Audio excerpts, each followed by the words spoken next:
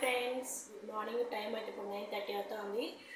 మీ ముందుకి మరో బ్లాగ్తో వచ్చేసాను. నిన్నైతే సండే అమ్మ వాళ్ళ ఇంటికి వెళ్ళాము కదా, అక్కడ వీడియో తీయడానికి వెళ్ళాము. కోటేశ్వర ప్రవచనాలకి అయితే వెళ్ళాము. అక్కడికి వెళ్ళంగానే వాతావరణం అంతా చేంజ్ అయిపోయింది, వర్షం వచ్చేసింది ఎక్కువగా. అందువల్ల ఆ వీడియో చేయలేకపోయాను. నిన్న నైట్ లేట్గా వెళ్ళాము. జస్ట్ 20 మినిట్స్లోనే ప్రవచనాలకు వెళ్ళి వినేసి రిటర్న్ అవ్వడమే 9:30, 10 అయింది ఇంటికి వచ్చేసరికి.